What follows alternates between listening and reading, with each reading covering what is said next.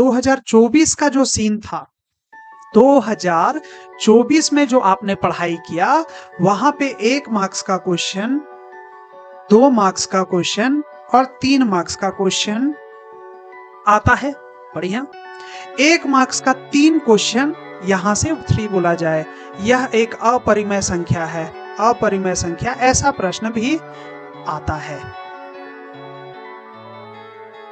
ऐसा क्वेश्चन भी आपको देखने को मिलेगा। तो यह है जिसको हम लोग किस तरीके से लिख सकते हैं, 6q + 0, 6q + 1, 6q + 2, 6q और 6q + 3, 6q प्लस, इधर लिख देते हैं 6q + 4, 6q + 5। मतलब इस दुनिया, कोई लड़का है तो उसको बोलो कि वो लड़का नहीं है, लड़की है, और कुछ ऐसा गुण दिखा दो कि लड़की में वो लक्षण नहीं पाया जाता है, तो नहीं पाया जाता है तो वो पक्का है कि लड़का होगा। वही सेंस इसमें है, इसमें थेथोलॉजी लगता है। तो आप लिखो √2 माना कि √2 एक परिमेय संख्या है।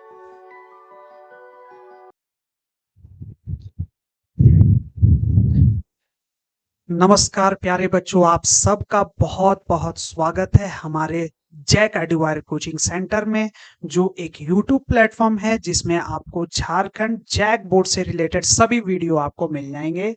फिलहाल के लिए यहाँ पे हम लोग मैट्रिक क्लास 10th के लिए यहाँ पे प्रेजेंट हैं, जिसमें आप मैथ्स का पोर्शन जब कंप्लीट करते हैं उस वक्त आप एक चैप्टर, जो पहला चैप्टर है रियल नंबर, आप उसको पढ़ाई करते हैं। देखिए, रियल नंबर को जब आप पढ़ाई कर रहे हैं, स्पेशली झारखंड बोर्ड के लिए, उसका पूर्ण कंप्लीट विश्लेषण आपको इस वीडियो में मिलने वाला है। तो ये बात एकदम तय अपने मन में गांठ बांध लो कि ये जो बात अभी बताया जा रहा है, कहीं ना कहीं वास्तविक संख्या के लिए, मतलब रियल नंबर के लिए आपके एग्जाम में जो क्वेश्चन आएंगे वो कहीं ना कहीं इससे रिलेटेड ही होंगे। इसका रीजन ये नहीं कि मैं कुछ गेस कर दूंगा, ये नहीं कि मैं कुछ भी बोल दूंगा। आपको एक पुख्ता एक सर्वे करके आपको मैं बताऊंगा कि कैसा क्वेश्चन अभी आ रहा है और क्या क्या क्वेश्चन आने की संभावना है। तो इसलिए ये वीडियो इंपॉर्टेंट हो जाता है अगर आपको ये जानने की जरूरत है कि वास्तविक संख्या में क्या क्वेश्चन आ सकता है। आप खुद संभावना लगा सकते हैं। चलो देखो, और साथ साथ इसके साथ हम लोग विश्लेषण तो करेंगे, और जो भी इंपॉर्टेंट बात है, उन इंपॉर्टेंट क्वेश्चंस है, इंपॉर्टेंट पूरा कंप्लीट रिवीजन करने का काम हम लोग इस वीडियो में कर लेंगे। तो बस इतना सा समझो कि मस्त रहो। इस वीडियो के बाद वास्तविक संख्या को आपको कहीं और कुछ भी दिमाग लगाने की जरूरत नहीं है। आप यहां से सक्षम हो जाएंगे, बिंदास हो जाएंगे। प्रॉब्लम मतलब 6 से 8 नंबर का जो क्वेश्चन आपको एग्जाम में देखने वाले हैं 2025 के लिए, वो आप यहां से पा लेंगे। तो फिलहाल के लिए ये कंप्लीट जो वीडियो है, पहले मैं बता दूं कि ये जैक बोर्ड वाले बच्चे के लिए है जो 2025 का एग्जाम देंगे। इस वीडियो में आपको क्या मिलेगा? इस वीडियो में आपको एक कंप्लीट सर्वे करके बताया जाएगा कि पिछले साल क्या क्या क्वेश्चन आ रहा था, कितने मार्क्स का आ रहा था, और क्या संभावना है क्वेश्चन के आने का, वो आपको खुद पता चल जाएगा। दूसरा, उससे संबंधित कंप्लीट रिवीजन, मतलब वन शॉट वीडियो जिसको आप बोलते हैं, कहीं ना कहीं आप कंप्लीट रिवीजन यहाँ पे कर पाएंगे। सारे कॉन्सेप्ट को आप आराम से पढ़ पाएंगे। वही साथ साथ में रिवीजन के बाद आप PYQ, मतलब जो प्रीवियस ईयर क्वेश्चन है, आप यहाँ पे देख पाएंगे। मतलब ये कि आप यहाँ से पूरा समरी निचोड़ आप ले जाने वाले हैं अपने एग्जाम के लिए। आपको अब कोई भी बुक, कोई भी चीज, कोई भी इधर उधर दिमाग लगाने की जरूरत नहीं है। अगर आप इस वीडियो को देख लेते हैं इस चैप्टर के लिए, तो इस चैप्टर का सवाल बिल्कुल नहीं छूटेगा। हर पॉसिबिलिटी को आपको बताया जाएगा। तो इसी के साथ हम लोग शुरुआत करते हैं, लेकिन उससे पहले ये ध्यान रखिए जो भी जैक बोर्ड की तैयारी कर रहे हैं, अभी 2025 में लगे हुए हैं, हिंदी माध्यम के बच्चे हो या इंग्लिश मीडियम के बच्चे हो, उन सभी के लिए सभी बच्चे इस चैनल को सब्सक्राइब कर लेंगे ताकि आगे का भी अपडेट आपको मिलते रहे। चलिए आइए, सबसे पहले आप ये समझने का प्रयास कीजिए कि इस चैप्टर में जब आप देखें तो कैसा क्वेश्चन आ रहा है। आप इस चीज को देखिएगा तो देखिए 2024 का जो सीन था, 2024 में जो आपने पढ़ाई किया वहां पे 1 मार्क्स का क्वेश्चन, 2 मार्क्स का क्वेश्चन और 3 मार्क्स का क्वेश्चन आता है। बढ़िया। 1 मार्क्स का 3 क्वेश्चन यहां से वास्तविक संख्या से दिया गया था। वो क्वेश्चन, पहला क्वेश्चन अभाज्य गुणनखंड था, जिसको हम लोग बोलते हैं prime factorisation method.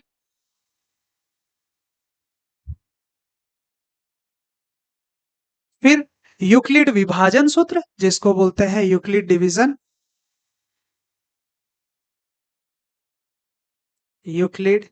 Division rule. तीसरा है दशमलव प्रसार, जिसको बोलते हैं हम लोग डेसिमल के फॉर्म में कंप्लीट करना।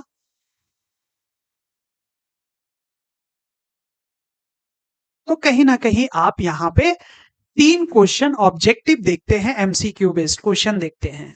2 नंबर का क्वेश्चन, एक क्वेश्चन आया था एचसीएफ और एलसीएम निकालने को बोला गया था, और एचसीएफ और एलसीएम का एक फार्मूला होता है जहां पे 2 नंबर का जो एलसीएम आप करते हैं और एचसीएफ करते हैं, उन दोनों का प्रोडक्ट एचसीएफ एलसीएम के बराबर होता है, उसके बारे में, उससे रिलेटेड क्वेश्चन।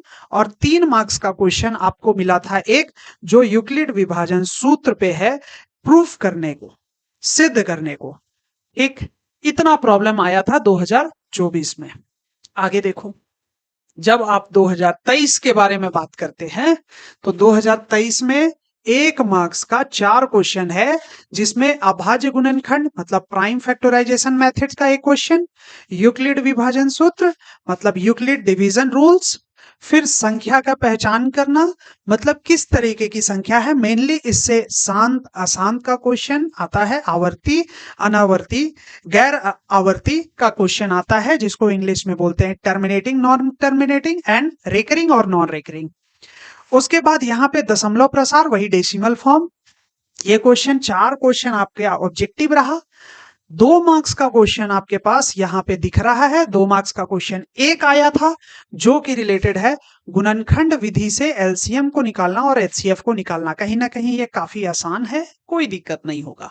3 मार्क्स का क्वेश्चन में एक क्वेश्चन आया हुआ था, फिर से यूक्लिड विभाजन एल्गोरिथम से आपको एचसीएफ फाइंड आउट करना है, मतलब जो डिवीजन रूल था, जो डिवाइड वाला रूल था, जो विभाजित करके हम लोग एचसीएफ निकालते थे 2 नंबर का, वो विधि से हमको यहाँ पे एचसीएफ निकालना। ये भी आसान था, कहीं ना कहीं 2023 का प्रॉब्लम ज्यादा इजी था इस चैप्टर से।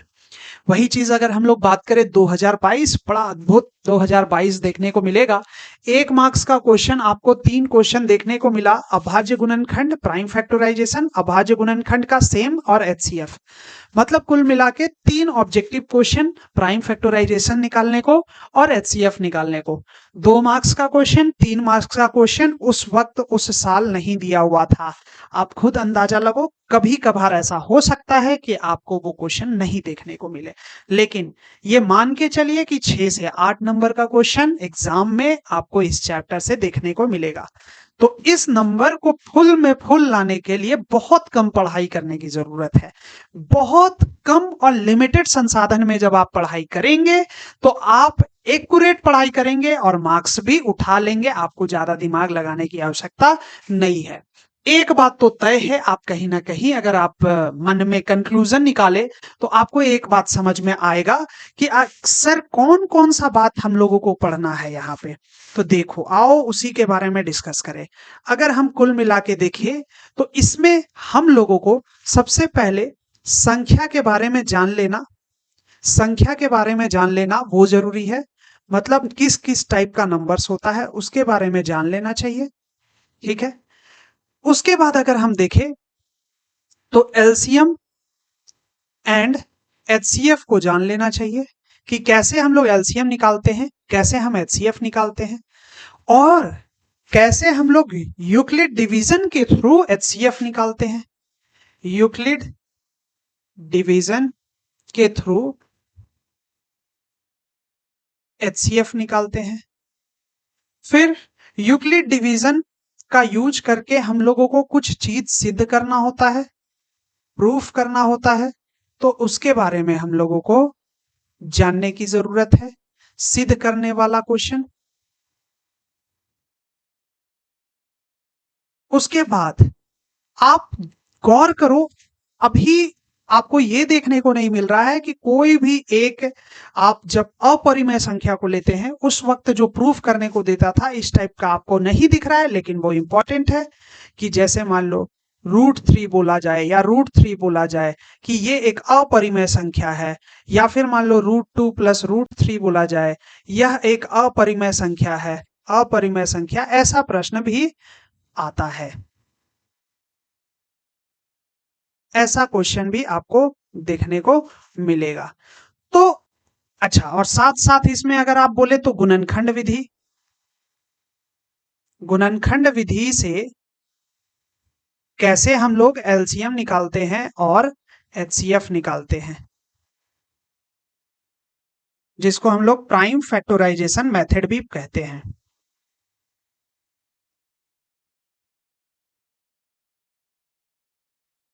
इतना टॉपिक है जो कहीं ना कहीं आपको पढ़ लेना है और इसी से क्वेश्चन आएगा, ये कंफर्म बात है।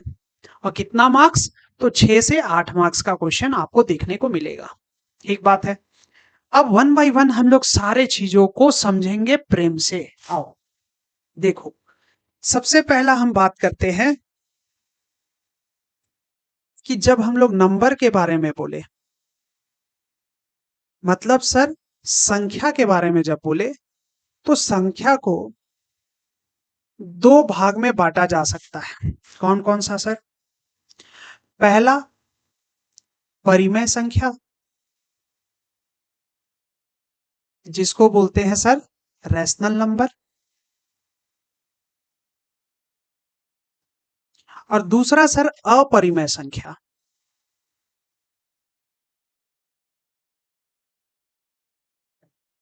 जिसको हम लोग बोलते हैं इरेशनल नंबर।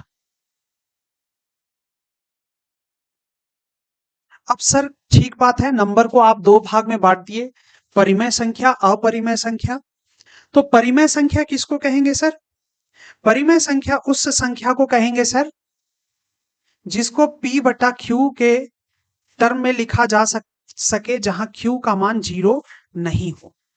इस वाले हिस्से में सर p वाले हिस्से को क्या कहते हैं? इसको बोलते हैं अंश, और q वाले हिस्से को क्या बोलते हैं सर? हर। अंश को बोलते हैं न्यूमरेटर सर, और हर वाले को बोलते हैं डिनोमिनेटर। चलिए सर, यहां तक तो आप समझा दिए चीजों को, आगे बताइए।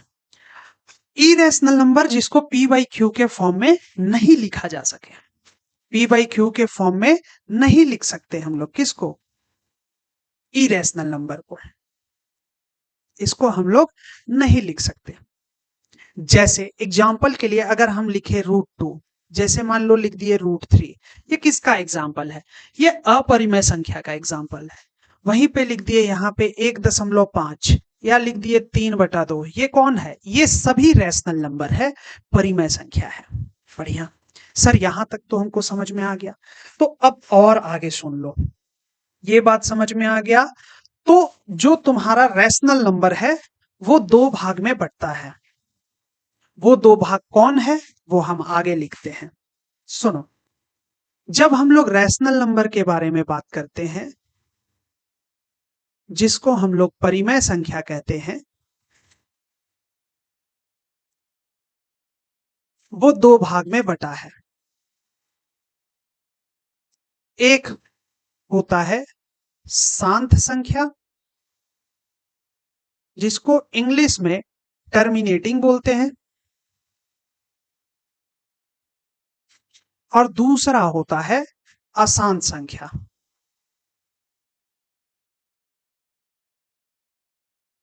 जिसको नॉन टर्मिनेटिंग भी बोलते हैं।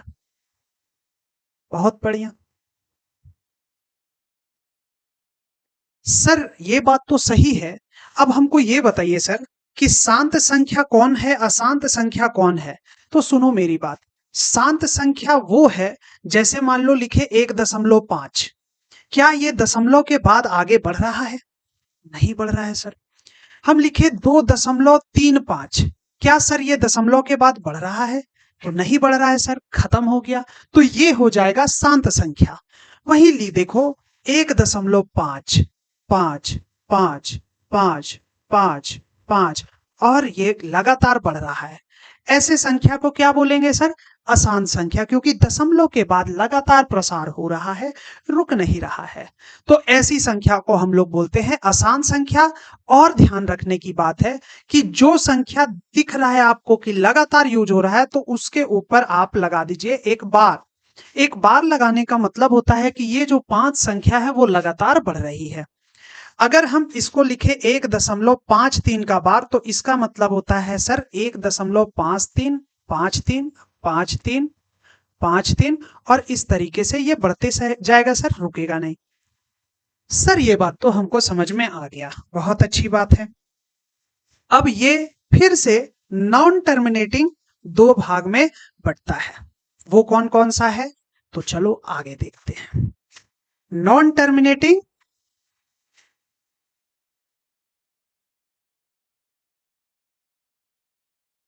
जिसको हम लोग अशांत संख्या बोलते हैं, ये दो पार्ट में है। आवर्ती और गैर आवर्ती।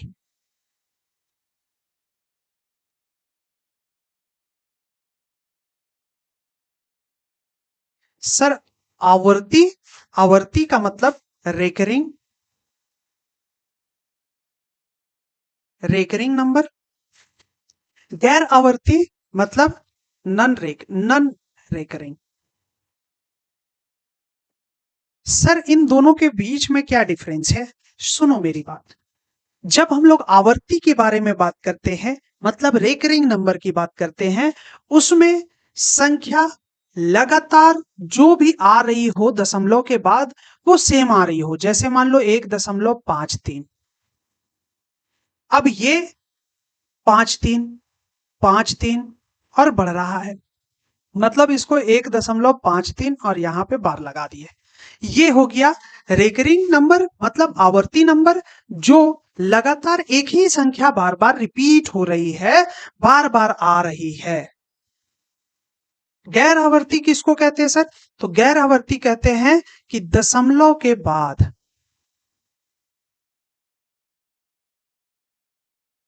अंक रिपीट ना हो, तो उसे हम लोग कहते हैं गैर आवर्ती। तो इस तरीके से हम लोग यहां पे समझ गए नंबर के बारे में। फटाफट से रिकॉल करो और रट लो, मेरी बात को सुनो। ये जो पढ़ाई है ना, इसमें कुछ बात ऐसा है कि पहले हमको समझना है, फिर याद कर लेना है। यहां याद कर लो नंबर के बारे में। दो पार्ट, परिमेय संख्या, अपरिमेय संख्या। परिमेय संख्या p बाई क्यू में लिख सकते हैं, जहां q का मान 0 के बराबर नहीं है। अपरिमेय संख्या जिसको p बटा q के नंबर में नहीं लिख सकते हैं, जैसे √2, √3, जो वर्गमूल निकालते हैं वो सब अपरिमेय संख्या है। वही चीज अगर हम लोग बोले कि रैशनल नंबर जो परिमेय संख्या है वो दो भाग में बटा है, शांत संख्या, अशांत संख्या। शांत संख्या उसको कहते हैं जो दशमलव के बाद उसका अंक खत्म हो जाए उसे शांत कहेंगे, और जो खत्म ना हो उसे अशांत कहेंगे। जैसे एग्जांपल के लिए ये हम रख दिए। अब हमारे पास जो अशांत संख्या है वो दो भाग में बटा हुआ है, आवर्ती और गैर आवर्ती। आवर्ती उसको कहते हैं जिसमें संख्या, एक ही संख्या बार बार रिपीट कर रहा हो, बार बार रिपीट कर रहा हो, उसको आवर्ती कहेंगे। और जो रिपीट ना करे, बदलते रहे अपने आप को, तो उसको हम लोग गैर आवर्ती कहेंगे, मतलब नॉन रिकरिंग कहेंगे। तो इस तरीके का सवाल, एक ऑब्जेक्टिव क्वेश्चन आता है जो आप सवाल को बना सकते हैं। जैसे एग्जाम्पल के लिए एक क्वेश्चन हम लिए हैं, पीवाईक्यू से उठाया हुआ क्वेश्चन है। आप अच्छा यहाँ पे नहीं है,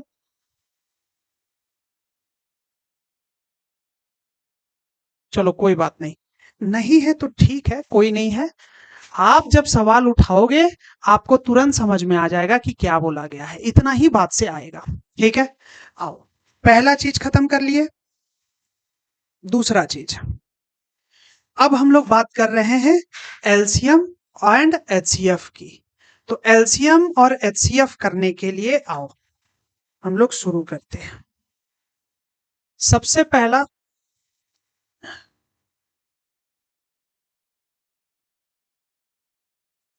पहला हम लोग सीखने वाले हैं एलसीएम एंड एचसीएफ। सबसे पहले चीज को ये समझो कि एलसीएम का मतलब होता है लिस्ट कॉमन मल्टीपल, और एचसीएफ का मतलब होता है हाईएस्ट कॉमन फैक्टर। ठीक है बात सर, आप जो बोले हमको समझ में आ गया। अब इस एलसीएम और एचसीएफ को हम लोग प्राइम फैक्टराइजेशन मेथड से पहले समझते हैं। मेथड का नाम है प्राइम फैक्टराइजेशन मेथड। आप उसे हिंदी में बोलेंगे गुणनखंड विधि। गुणनखंड विधि। सर किसको कहते हैं प्राइम फैक्टराइजेशन मेथड, गुणनखंड विधि किसे कहते हैं? आओ एक उदाहरण से हम लोग चीजों को समझने का प्रयास करें। एक उदाहरण लेते हैं, जैसे मान लो आपको दिया है 24 और इधर दिया है 44। 44 नहीं, मान लो यहां हम दे देते हैं 64। अब इसका एलसीएम निकालना है और सर एचसीएफ निकालना है बाई गुणनखंड विधि। इस विधि से बनाना है सर, गुणनखंड विधि से आपको ये हल करना है। आप कैसे हल करेंगे इस विषय में हम लोगों को चर्चा करना है। बहुत आसान है। सबसे पहला काम, चूंकि आपको क्वेश्चन बोला है 24 और 64 का बनाने को, तो इसलिए आप सबसे पहले सॉल्यूशन के रूप में आप 24 का यहाँ एलसीएम ले लेंगे। तो 2 12, 2 6 और 2 तिया और 3 एका हो गया।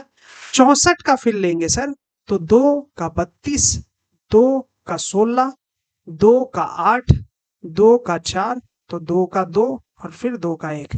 जब आप ले लिए तो 24 को आप लिखिए 2 गुना 2 गुना 2 गुना 3 गुना 1, और 64 को भी आप ऐसे लिख दीजिए 2 गुना 2 गुना 2 गुना कितना है 1 2 3, 1 2 3 4 5 6, 1 2 3 4 5 6 गुना 1। आप इस चीज को जब आप लिख लिए हैं तो सुनिए मेरी बात को। जब हम लोग एलसीएम के बारे में बात करते हैं, जब हम लोग 24 और 64 का एलसीएम लेने के बारे में बात करते हैं, तो दिमाग में ध्यान रखना कि जो जोड़ा आप लगा रहे हैं, आप जोड़ा लगाइए। पहले जोड़ा लगा लिए, जो जोड़ा लगाए हैं वो एक एक बार लिखिए। जिसका आप जोड़ा लगाए हैं उसको आप एक एक बार लिख दिए। जो बच रहा है उन सभी को लिख दीजिए। मतलब 3 बचा तो 3 लिख दिए, और 3 बार बचा तो आप उसे 3 बार लिख दीजिए और सबको गुना कर दीजिए। तो फाइनल आंसर कितना हो जाएगा? तो सर 2 दूनी 4, 4 दूनी 8, दूनी 16, दूनी 32, दूनी 64, और 64 और 3 का गुना करना है। 64 और 3 का गुना करना है। 64 और 3 का गुना करना है। 4 तिया 12, 1 6 तिया 18 और 1 19। ये हमारा आंसर हो गया सर। ये हमारा हो गया एलसीएम। बहुत सुंदर, आराम से बन जाएगा।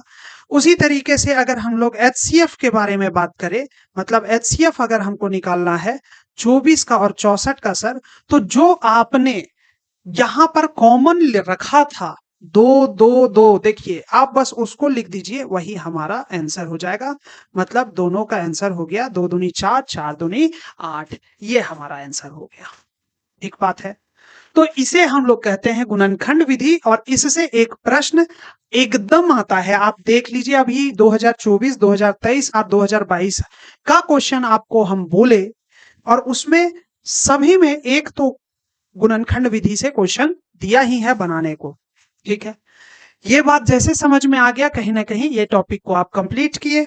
अब देखो, एचसीएफ निकालने का, एचसीएफ निकालने का Euclid division rule, Euclid division rule, आपको इससे एचसीएफ को निकालना है। आप इसमें एचसीएफ कैसे निकालेंगे, सुनो मेरी बात। 24 और 64 का आपको बोला गया था एचसीएफ निकालने को, तो ध्यान से समझना। सबसे पहले आपको दिख रहा है बड़ा नंबर 64, तो आप लिखो 64 बीच में, और फिर भागा लगाओ किससे, 24 से। ठीक है, आप सबसे पहले ये समझो, पहले नाम याद कर लो कि कौन क्या है। बताओ स्टार्टिंग में इसको हम लोग क्या बोलते हैं, इसको बोलते हैं भाजक, जिसको हिंदी इंग्लिश में बोलते हैं डिविडेंड। फिर ये वाला हिस्सा को बोलते हैं हम लोग भाज्य, जिसको बोलते हैं डिवीजर। फिर ये वाला जो हिस्सा यहाँ पे आने वाला है, इस वाले हिस्से में अभी हम नहीं लिखते हैं, बाद में लिखेंगे। ठीक है, पहले भागा लगाओ। अब देखो क्या नियम क्या कहता है। 24 है, 24 तो 2 बार में जाएगा, 4 दूनी 8, 2 दूनी 4, तो इसमें गया। 14 में 8 जाएगा तो 6 बचेगा, यहाँ 5 हो गया, 5 में से 4 घटा तो 1 हो गया बच्चा। 16, क्या 16 शेषफल 0 आया, तो शेषफल 0 नहीं आया, तो फिर से 16 को आप भाग लगा दो 24 से, जो भाज्य था आपका उससे से आप भागा लगा दो, तो 16 एका 16, यहाँ पे जब दोनों को करेंगे सॉल्व तो कितना आ जाएगा, 8 आ जाएगा।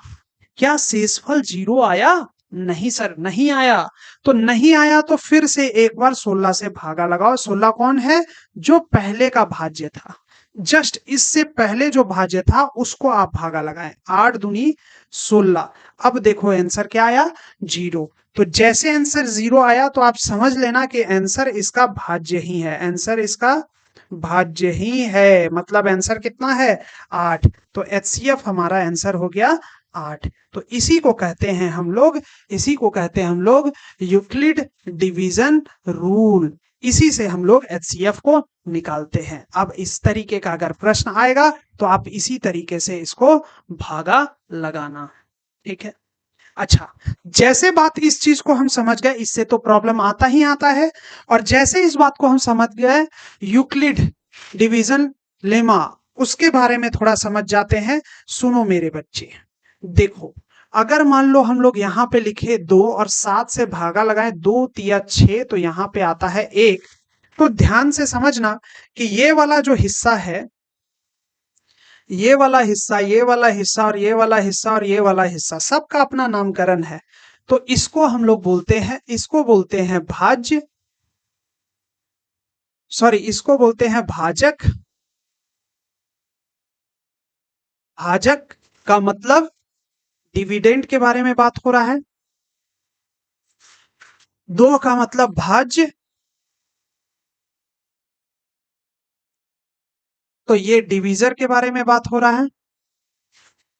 और ये है भागफल,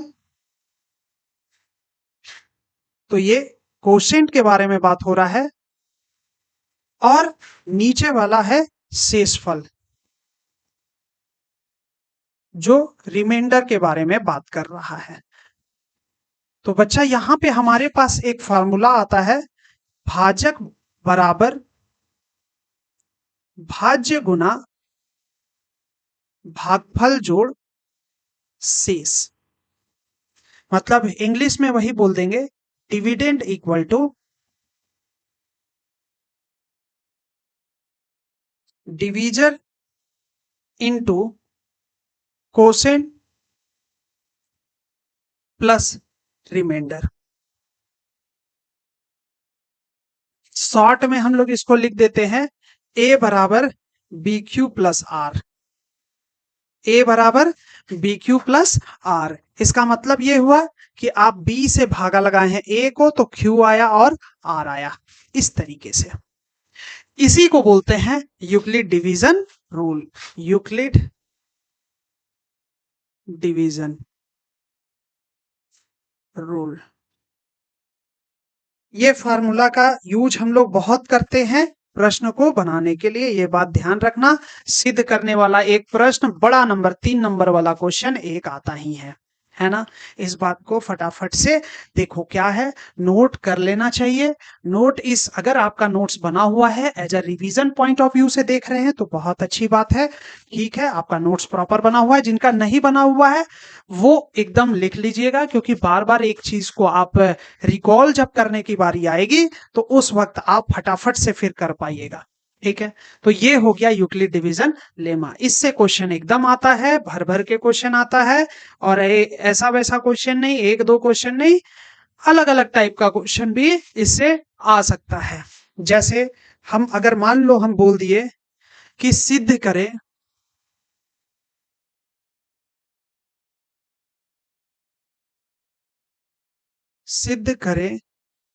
कि विषम पूर्णांक को 6 क्यूब + 1, 6 क्यूब + 3 और 6 क्यूब + 5 में लिखा जा सकता है। मतलब सारे विषम संख्या को आप सिर्फ इन तीनों 6 क्यूब + 1, 6 क्यूब + 3, 6 क्यूब + 5 के टर्म में आप लिख सकते हैं। ये आपको सिद्ध करने को बोला है। ऐसा सवाल आता है एग्जाम में, आप कैसे करेंगे? तो आप सपोज करो, मान लिए कि माना कि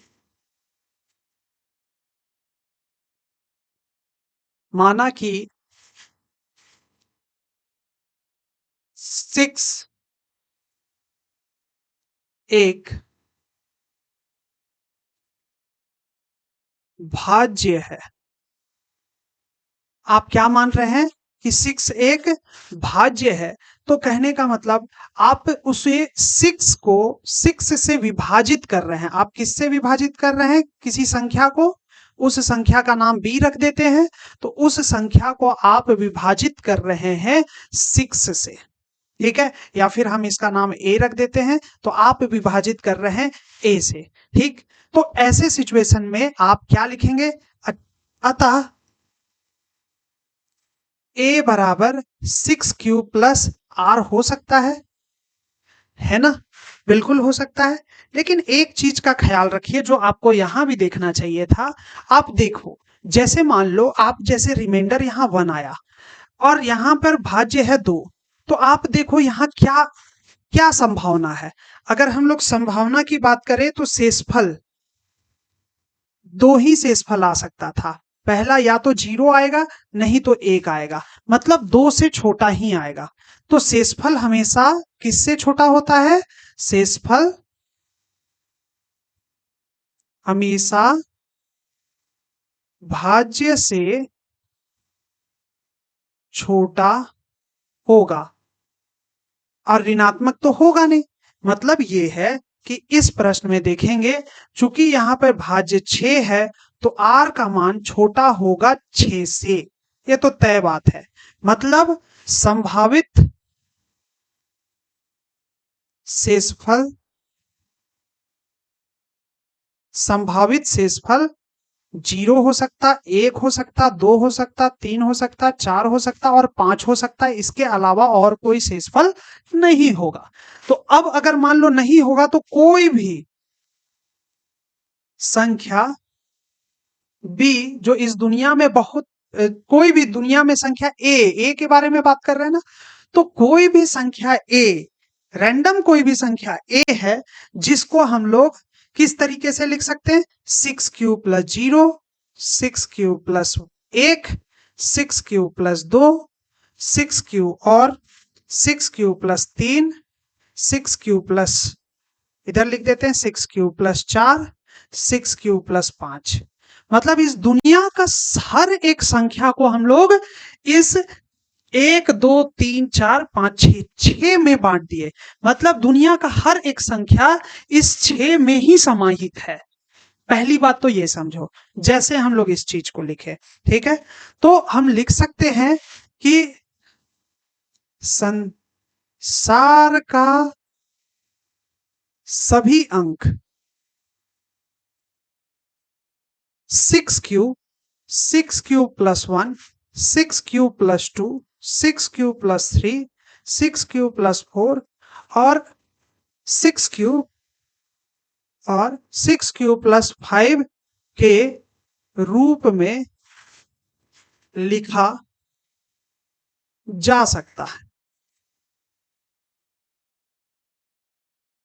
अतः आप गौर करो, आप गौर करो, यहां जब हम लोग लिखे 6 क्यू, इसका मतलब 2 से वो गुना हो रहा है 3 क्यू। कहने का मतलब यह एक सम संख्या है, क्योंकि वो 2 से विभाजित हो जा रहा है। वही देखेंगे 6 क्यू प्लस 2, उसमें 2 को बाहर निकालेंगे तो 3 क्यू प्लस 1 बचेगा, तो ये भी 2 से हो गया, मतलब यह एक सम संख्या ये भी है। और वही 6 क्यू प्लस 4 को देखेंगे तो 2 फिर से कॉमन निकल गया, मतलब 3 क्यू प्लस 2। आप देखेंगे यह भी एक सम संख्या है। मतलब आपको ये बात समझ में आया कि 3 इसमें से 6 क्यू प्लस 2 और 6 क्यू प्लस 4 यह एक ऐसी संख्या है जो 2 से 2 उसका गुणनखंड है, और अगर वो गुणनखंड है तो वो एक सम संख्या होगी। तो हम कह देंगे कि चूंकि ये एक सम संख्या, तो बाकी कौन होगा? विषम संख्या होगा। अतः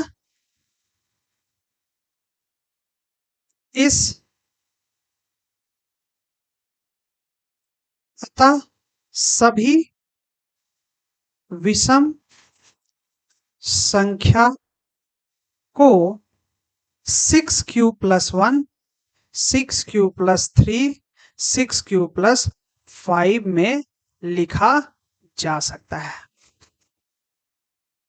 यही हमारा सिद्ध हो गया। तो इस तरीके का भी प्रश्न आपको देखने को मिलेगा, और जरूर से जरूर देखने को मिल सकता है इस तरीके का प्रश्न। ठीक है, जो आपको हल करना है।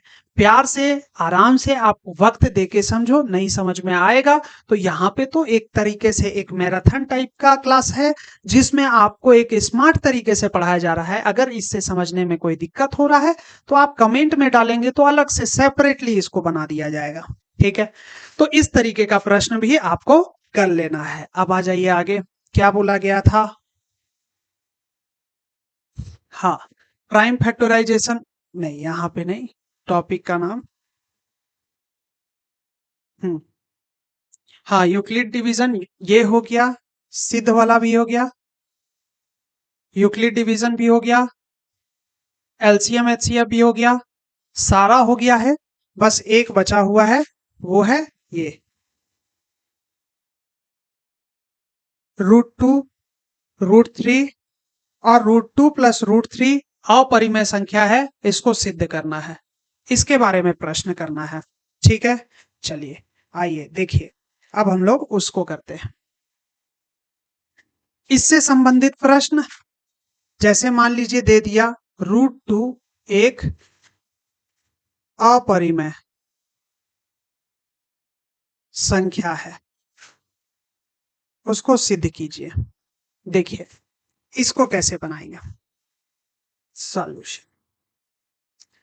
सबसे पहले ये कुछ इस तरीके का सीन है कि आप कोई चीज है, कोई लड़का है तो उसको बोलो कि वो लड़का नहीं है, लड़की है, और कुछ ऐसा गुण दिखा दो कि लड़की में वो लक्षण नहीं पाया जाता है, तो नहीं पाया जाता है तो वो पक्का है कि लड़का होगा। वही सेंस इसमें है, इसमें थेथोलॉजी लगता है।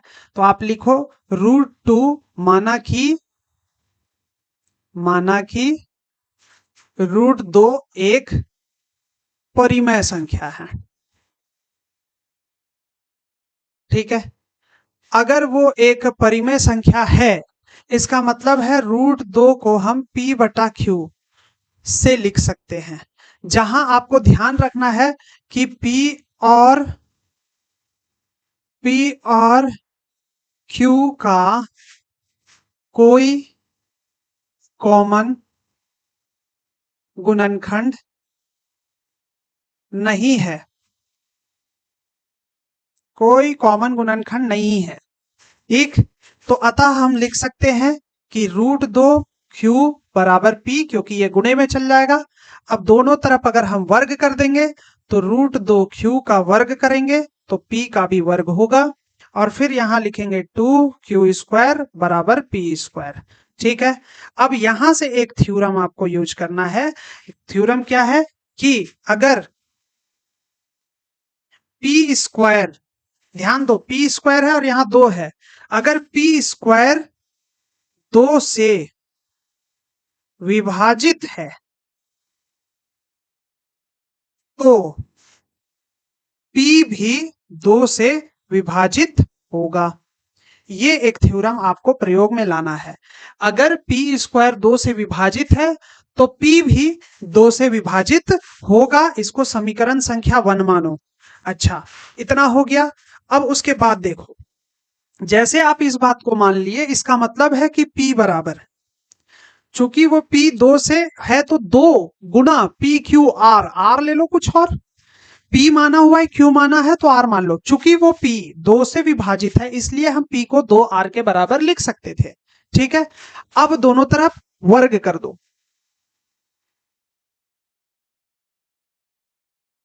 ये तो हो गया। ठीक है। अब उसके बाद दोनों तरफ हम लोग इस पे वर्ग कर दिए। दोनों तरफ वर्ग करने पे क्या हो जाएगा, p² बराबर 2R का पूरे का वर्ग, तो p² बराबर 4R²। ये हो गया समीकरण संख्या, इसको मान लो 2, इसको मान लो 2। अब p² बराबर 4R² हो गया। यहां पे देखो p² बराबर 2q² है, तो 1 में 2 को रख दो, मतलब 2 को 1 में रख दो, p² का मान वहां से उठा के इसमें रख दो। तो चूंकि 1 है, 2q² बराबर p², चूंकि p² बराबर है 2q², समीकरण 1 से। अतः आपको यहां पे p² का मान 4R² यहां रख देना है। 2q² होगा, चूंकि p² बराबर 4R² है इसके कारण, तो यहां पे कट जाएगा। कितना हो गया, 2R² बराबर q²। अब यहां गौर से ध्यान दो, अभी आपको बताया गया है, देखो q² है और यहां 2 है, मतलब q² 2 से विभाजित है। अतः क्या बोला था थ्योरम, कि q भी 2 से विभाजित होगा।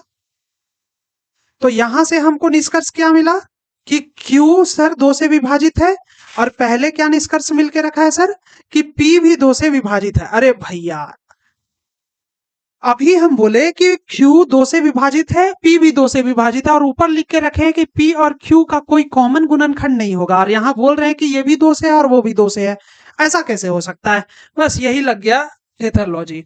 तो आप यहाँ डायरेक्ट लिखिएगा, ओहो, तब आप यहां पे लिखिएगा, अच्छा, चूंकि p और q का कॉमन गुणनखंड 2 है, जो इसको ऐसे लिखो, जो हमारे, नहीं, जो माना हुआ